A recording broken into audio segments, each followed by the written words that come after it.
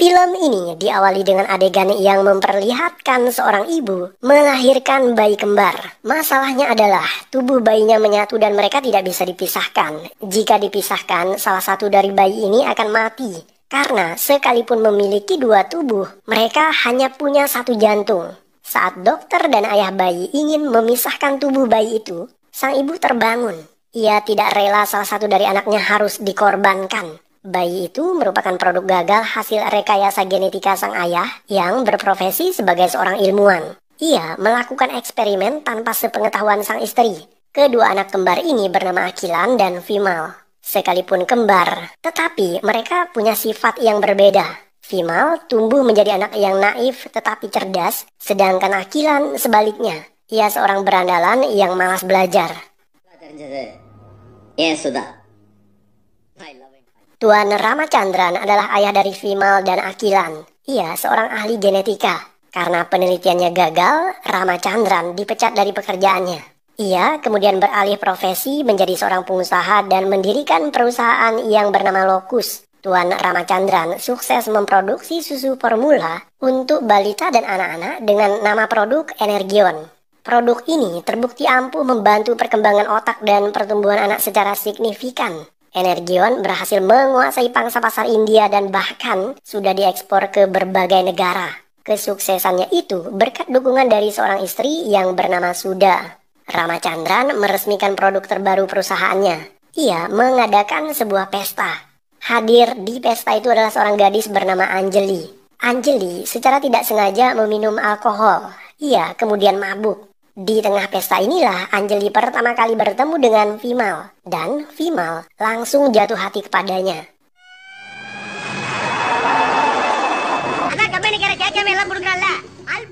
Karyawan perusahaan Tuan Ramachandran melakukan demo menuntut kenaikan gaji. Mereka melakukan mogok makan agar tuntutannya itu dikabulkan. Akilan dan Vimal hadir di tempat itu. Akilan melakukan tindakan konyol tetapi cerdas. Ia memesan ayam KFC dan dihidangkan di depan para karyawan yang sedang mogok makan tadi.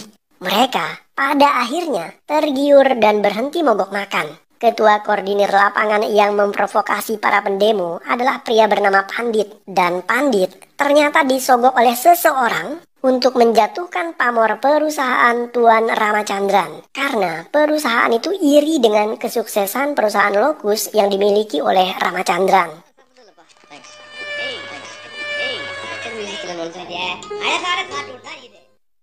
Akilan dan Vimal hadir dalam sebuah lelang barang antik. Anjali juga hadir di sana. Anjali ingin sekali membeli sebuah lukisan namun uangnya tidak mencukupi dibandingkan dengan para penawar lain. Akilan mengetahui keinginan Anjali.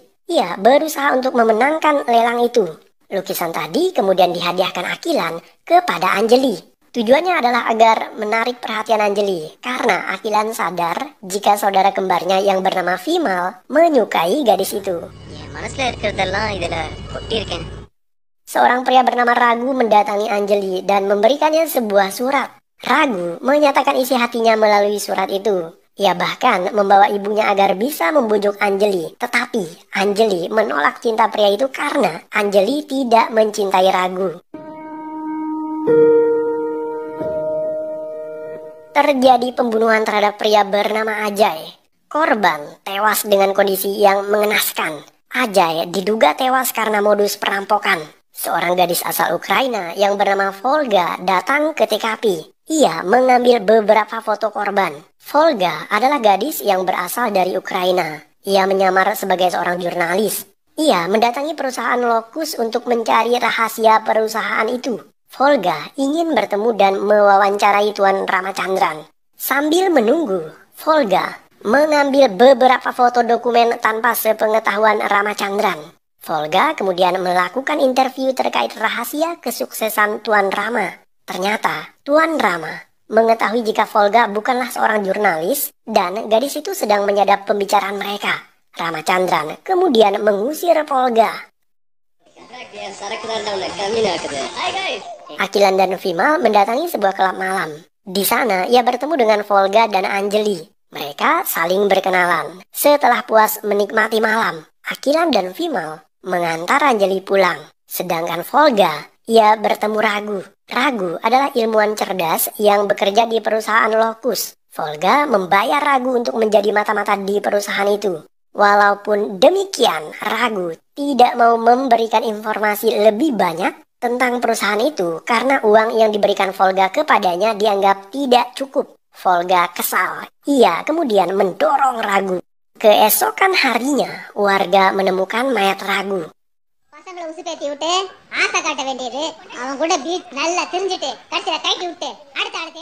Anjali kemudian dipanggil ke kantor polisi. Ia dicurigai sebagai penyebab tewasnya Ragu. Ragu dianggap bunuh diri dan berkorban demi cintanya kepada Anjali. Polisi bahkan menemukan surat cinta Anjali dan Ragu. Padahal surat itu dimanipulasi oleh sang pembunuh. Sejatinya, Anjali memang tidak pernah mencintai Ragu. Akilan dan Vimal mendadak hadir di kantor polisi. Akilan mengatakan kepada polisi bahwa Anjali tidak mungkin mencintai Ragu karena Anjali sudah terlebih dahulu menjadi pacar dirinya. Dengan mengatakan demikian, polisi tidak lagi menyalahkan Anjali yang dianggap mempermainkan perasaan Ragu. Suatu malam, laboratorium perusahaan Locus milik Tuan Ramachandran meledak. Api berkobar hebat. Asisten Tuan Ramachandran yang bernama Dines menelpon bosnya. Saat Ramachandran datang ke TKP, Dines mengatakan bahwa ledakan itu terjadi akibat ulah seseorang, namun mereka tidak mengetahui siapa pelakunya. Come on, let's hurry up. Akilan dan Vimal nonton bioskop bersama Anjali. Vimal sebenarnya sedang dalam tahap PDKT dengan Anjali, tetapi ia naif dan takut dengan perempuan. Akilan berusaha membimbing Vimal agar bisa mesra dengan Anjali. Akilan memintanya memegang tangan Anjali, kemudian mengecup bibirnya.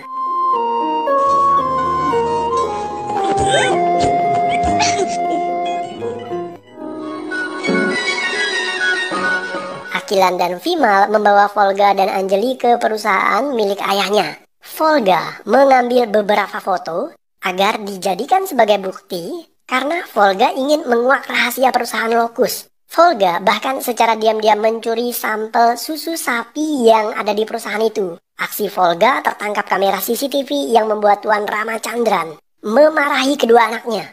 Ia memperingatkan mereka agar jangan pernah bergaul lagi dengan Volga. Akilan dan Vimal justru mendatangi Volga. Mereka ingin mencari tahu alasan kenapa Volga melakukan itu. Volga kemudian menjelaskan bahwa ia bukanlah mata-mata. Ia ingin meneliti sesuatu terkait perusahaan Locus. Malam itu Volga bertemu dengan Ragu. Ragu memberitahu Volga bahwa perusahaan Locus menjual produk yang mematikan untuk konsumen. Ragu mengetahui itu, tetapi ia tidak mau lapor polisi demi uang. Volga kesal dengan Ragu, karena itulah ia mendorongnya. Setelah Volga pergi, sekelompok pria datang dan membunuh Ragu. Menurut Volga, Ragu dibunuh oleh orang utusan Ramachandran karena Ragu melakukan penelitian terhadap susu Permula Energion. Setelah susu itu diujikan pada beberapa ekor tikus, Ragu menemukan bahwa minuman itu memberikan dampak mematikan jika dikonsumsi dalam waktu jangka panjang. Ragu kemudian memberitahu Tuan Ramachandran hasil penelitiannya ini. Setelah itu, Ramachandran membakar laboratorium perusahaannya agar memusnahkan barang bukti penelitian Ragu. Tidak hanya itu, ia juga membunuh Ragu. Ramachandran bahkan membunuh pria yang bernama Ajay karena Ajay juga mengetahui hasil penelitian Ragu. Volga meminta bantuan si kembar untuk menghentikan ayahnya itu karena hal ini terkait dengan keselamatan anak-anak di India yang mengkonsumsi produk ini. Volga berjanji akan memberikan bukti kejahatan perusahaan itu besok pagi kepada Vimal. Vimal membawa pulang Akilan. Akilan mabuk berat akibat efek minuman keras. Saat bertemu sang ayah, Vimal menceritakan kepada ayahnya semua yang Volga katakan. Vimal meminta ayahnya untuk menghentikan produksi susu Energion. Tetapi sang ayah enggan melakukan itu. Tuan Ramachandran kemudian mendatangi Volga dan membawa sejumlah uang untuk menyogoknya. Tetapi Volga menolak. Volga bersikeras ingin menyelamatkan nasib jutaan anak yang mengkonsumsi produk tersebut. Karena Volga bersikukuh, Tuan Ramachandran kemudian menelpon anak buahnya yang bernama Dines. Dines datang ke hotel di mana Volga menginap dan membunuh gadis itu. Sebelum tewas, Volga menelan flash disk yang berisi file terkait bukti kejahatan perusahaan Locus.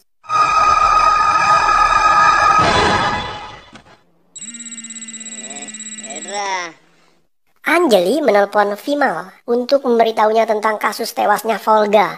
Menurut media, Volga tewas akibat terjatuh dari balkon hotel saat ia sedang mabuk. Vimal tidak terima. Ia menuduh ayahnya sebagai pembunuh Volga. Sebaliknya, Akilan justru membela sang ayah. Vimal dan Akilan kemudian bertengkar hebat karena ayahnya.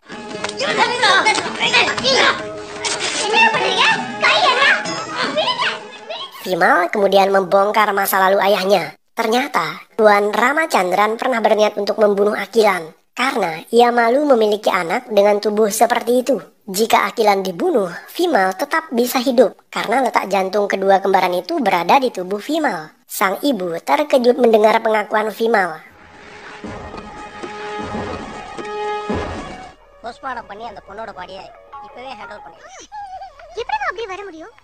Anak buah Dines mendatangi petugas autopsi. Ia meminta flash disk yang ada di dalam tubuh Volga. Kebetulan, Anjali mendengar percakapan mereka. Anjali kemudian mendahului anak buah Dines dan menyogok petugas autopsi tersebut. Petugas itu memberikan flash disknya kepada Anjali. Dines berusaha untuk mengejar Anjali, tetapi Anjali segera menyerahkan flash disk itu kepada Vimal yang datang ke tempat itu setelah ditelepon oleh Anjali. Dines menelpon Ramachandran. Mereka kemudian menyusun siasat untuk merampas flash disk itu dari Vimal.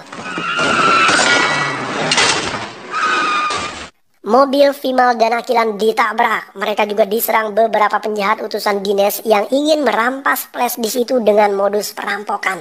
Para penjahat berhasil merampas flash disk tadi.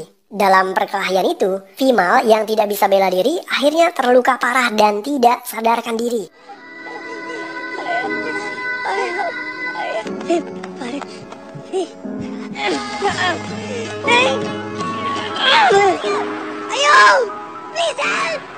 Vimal dan Akilan dibawa ke rumah sakit. Menurut dokter, Vimal sudah meninggal, tetapi jantungnya tetap berdenyut karena jantung yang masih berdetak itu adalah milik Akilan, sekalipun jantungnya berada di tubuh Vimal. Dokter kemudian segera melakukan transplantasi jantung dari tubuh Vimal agar dipindahkan ke tubuh Akilan. Akilan tersadar setelah operasi transplantasi jantung berhasil. Anjali juga datang ke rumah sakit. Anjali memberitahu Tuan Ramachandran bahwa Akilan dan Vimal sebenarnya tidak dirampok. Penjahat berniat mengincar flash disk Volga yang Anjali berikan kepada Vimal. Tuan Ramachandran melarang Anjali untuk mengatakan itu kepada Akilan. Ia berdalih bahwa kondisi Akilan saat ini belum sepenuhnya stabil karena ia baru saja kehilangan kembarannya. Akilan sendiri butuh waktu lama agar bisa pulih dari operasi. Ketika tiba di rumahnya, Akilan merasa kehilangan yang sangat mendalam. Ia merindukan saudara kembarnya. Akilan bahkan mengganti penampilannya agar menjadi seperti Vimal. Ia mulai dekat dengan Anjali dan belajar untuk menjadi penerus ayahnya dalam hal mengurus perusahaan. Ibu Ragu mendatangi ibu Akilan yang bernama Suda. Ia memberikan dokumen hasil penelitian Ragu terkait perusahaan Locus. Ibu Ragu mengetahui ada yang salah dengan produk yang dihasilkan oleh perusahaan tersebut. Karena itulah ia menyerahkan dokumen itu kepada Suda. Suda sadar jika suaminya menyembunyikan masalah tersebut dari publik demi menjaga nama baik perusahaannya. Setibanya di rumah, Suda meminum susu itu bahkan memakan bubuknya agar menyindir suaminya sendiri. Tetapi Tuan Ramachandran tidak peduli.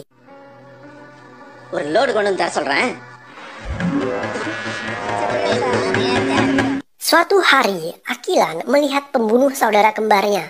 Pria ini bernama Pratap. Akilan berusaha mengejarnya, tetapi Pratap melarikan diri. Akilan terus mengejar dan mereka tiba di sebuah rumah tua. Perkelahian antara keduanya tidak terelakkan. Pada akhirnya Pratap terpojok dan ia kembali melarikan diri. Tetapi sejurus kemudian,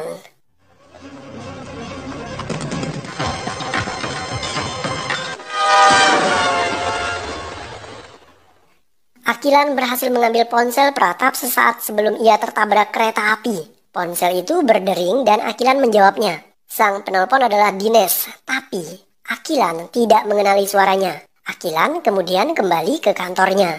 Ia mencoba menghubungi kembali nomor ponsel yang menghubungi HP Pratap dan mendadak ponsel Dinesh berdering.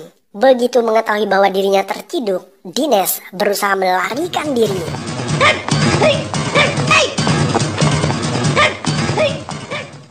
Sudah mendatangi kantor bagian pengawas obat dan makanan India.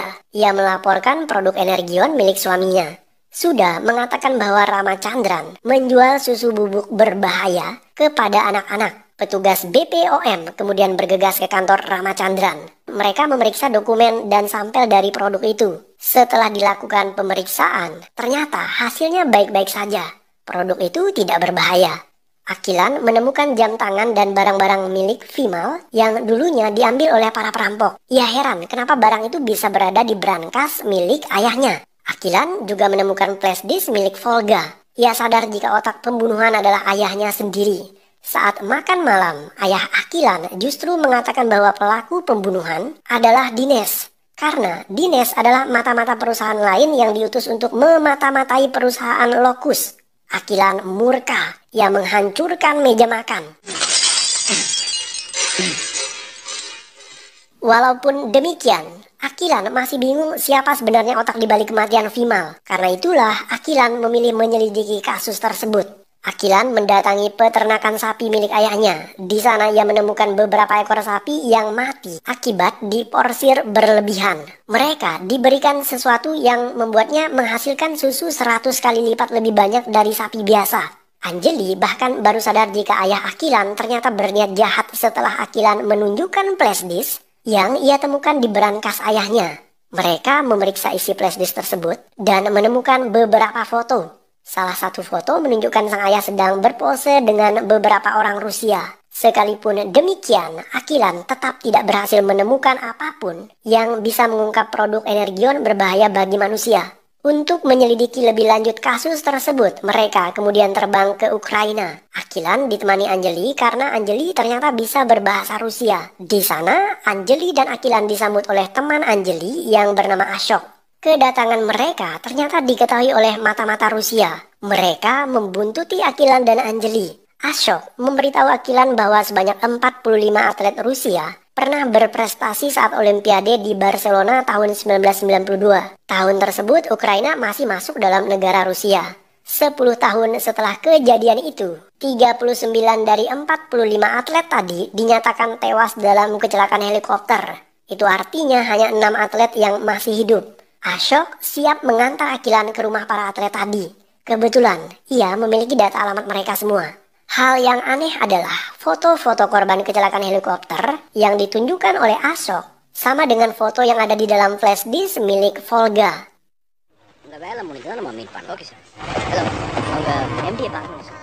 Akilan mendatangi perusahaan yang mengekspor nutrisi sapi kepada perusahaan ayahnya di India. Sang manajer perusahaan bernama Romanov. Dan Romanov tidak mau memberikan konfirmasi terkait apa yang ia jual. Akilan tidak bisa memaksa. Ia dan Anjali memilih pergi. Ketika Akilan keluar dari kantornya, manajer perusahaan tadi terlihat menghubungi ayah Akilan. Tuan Rama Chandran menelpon Akilan. Ia meminta Akilan agar segera pulang ke India dan berhenti menyelidiki kasus tersebut. Akilan berjanji bahwa ia akan pulang jika misteri dari kasus ini berhasil ia ungkap. Setelahnya, Akilan jadi tahu jika ia dimata-matai oleh seseorang. Saat pulang ke hotel, Akilan menemukan jika barang-barang mereka diobrak-abrik oleh seseorang. Tetapi, uang dan barang berharga lainnya tidak hilang. Pencuri justru mengambil sampel susu Energion yang dibawa oleh Akilan saat mereka berkunjung ke Ukraina. Ashok tewas saat mencoba menyalakan mesin mobilnya. Seseorang meletakkan bom di dalam mobil itu.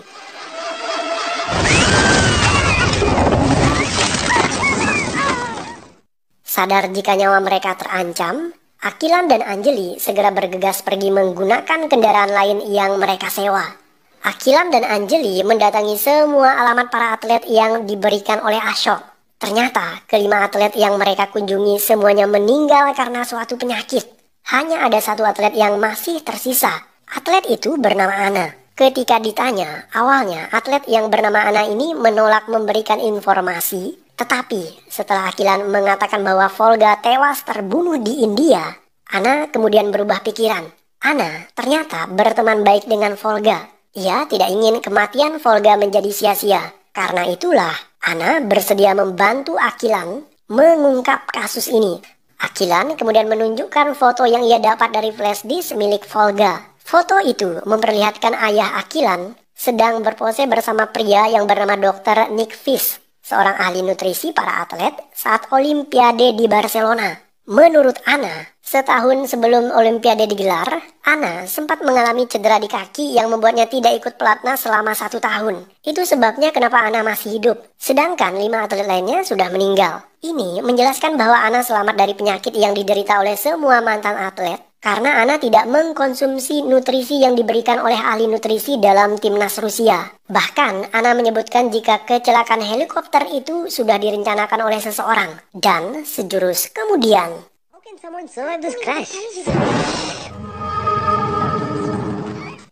seseorang datang dan menyayat leher Anna. Mereka adalah Dines dan anak buahnya yang diutus oleh ayah Akilan sendiri. Mereka juga berniat membunuh Akilan. Pertarungan 1 lawan banyak terjadi, tetapi Akilan mampu mengimbangi mereka semua.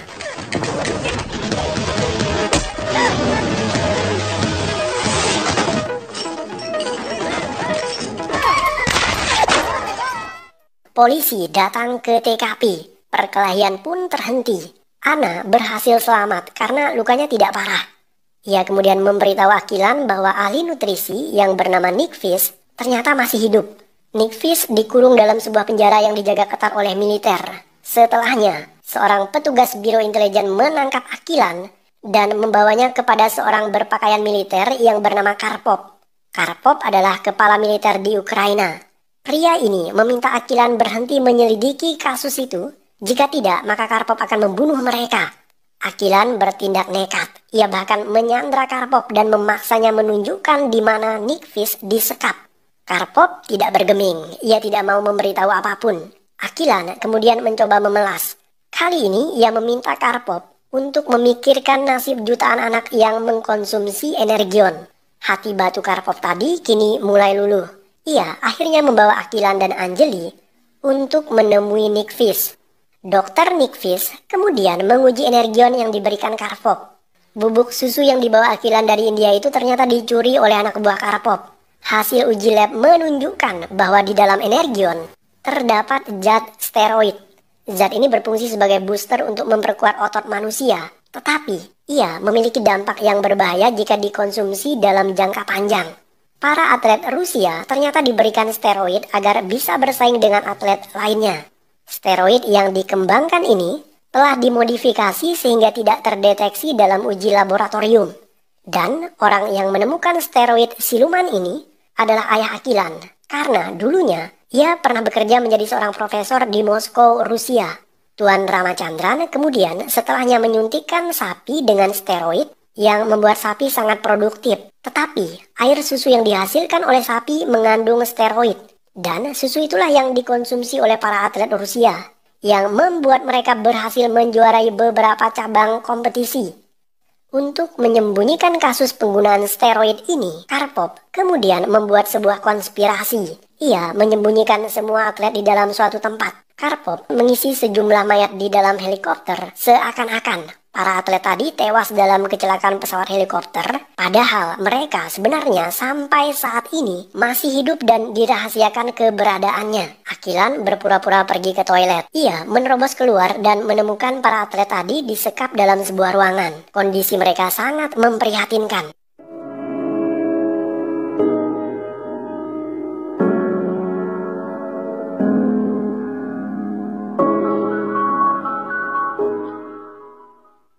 Untuk menyembunyikan kasus penggunaan steroid ini, Karpov kemudian membuat sebuah konspirasi. Ia menyembunyikan semua atlet di dalam suatu tempat. Karpov mengisi sejumlah mayat di dalam helikopter seakan-akan para atlet tadi tewas dalam kecelakaan pesawat helikopter, padahal mereka sebenarnya sampai saat ini masih hidup dan dirahasiakan keberadaannya. Akilan berpura-pura pergi ke toilet. Ia menerobos keluar dan menemukan para atlet tadi disekap dalam sebuah ruangan. Kondisi mereka sangat memprihatinkan.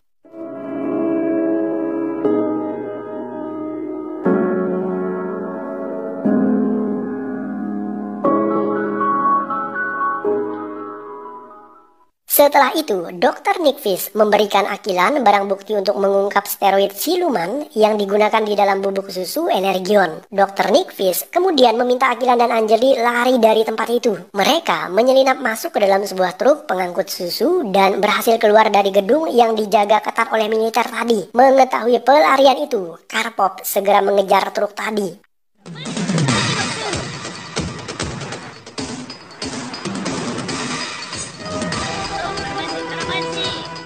Akilan dan Anjali tertangkap. Mereka kemudian dibawa Karpov dengan mobilnya. Tetapi sejurus kemudian,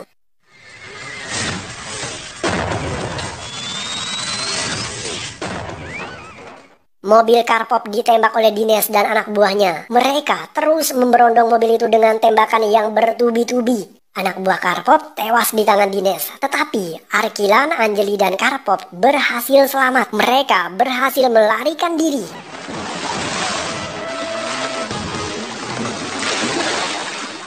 Sedangkan Dines, ia selalu bernafsu untuk mengejar. Ketika tiba di sebuah hutan, mobil yang dikendarai Akilan meledak tertembak basoka.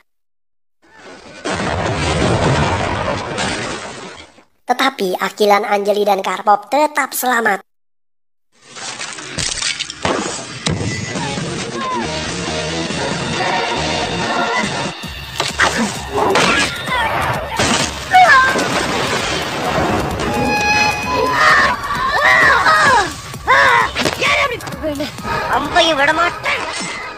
Akilan pada akhirnya berhasil membunuh Dines dan anak buahnya. Karpov berterima kasih kepada Akilan karena ia menyelamatkan nyawanya. Karpov kemudian memberikan alat bukti kepada Akilan dengan syarat Akilan tidak membongkar kasus penggunaan steroid atlet Rusia saat Olimpiade di Barcelona tahun 1992.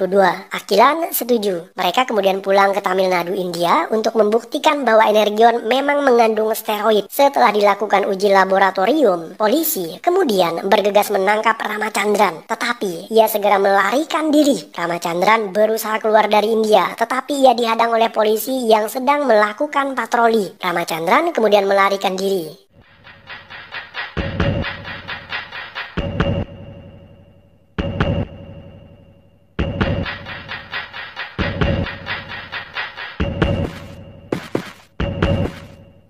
Ia menemukan sebuah pemukiman penduduk. Seorang ibu mengenali Ramachandran karena saat itu berita tentang Rama sangat viral di televisi. Ibu itu memarahi Rama. Ia tidak terima Rama menjual susu yang meracuni bayi dan anak-anak. Tidak hanya ibu yang tadi, ibu-ibu yang lain juga mulai ikut-ikutan. Mereka kemudian mengeroyok Rama. Setelah itu, Akilan berhasil menyusul dan menemukan ayahnya. Ia membawa Rama pergi dengan menggunakan mobil. Tetapi mereka dikejar warga dengan membawa senjata tajam. Warga ingin membunuh Ramachandran. Merasa terdesak, Akilan kemudian membawa mobilnya masuk ke dalam sebuah gua agar bisa terhindar dari kejaran para warga. Ketika di dalam gua, Tuan Ramachandran tidak terima akan ulah Akilan. Ia memukuli Akilan dan mengatakan bahwa anaknya itu seorang pengkhianat. Ramachandran kemudian mencoba membunuh Akilan dengan sebuah batu besar, tetapi saat Akilan memutar tubuhnya, batu itu justru menimpa tubuh Ramachandran yang membuat kakinya patah. Setelah itu, Ramachandran mengakui bahwa Akilan bukan darah dagingnya karena Akilan adalah anak hasil rekayasa genetika yang diuji cobakan Rama kepada istrinya. Akilan tercipta dari genetika campuran 10 pria terkenal yang digabungkan menjadi satu dan diujikan kepada ibunya Sudha. 10 pria itu diantaranya Michael Jackson, Rajini, Sachin, dan lain sebagainya. Namun sayang, produk itu gagal karena yang lahir justru anak kembar yang memiliki satu jantung. Bahkan Rama mengatakan bahwa ia tidak menyayangi Akilan dan Vimal. Kasih sayang yang Ramachandran berikan kepada mereka layaknya seperti seorang majikan memelihara seekor anjing dan menyayanginya. Tidak lebih. Mendengar pengakuan Rama, Akilan kemudian meninggalkan ilmuwan gila itu di dalam gua.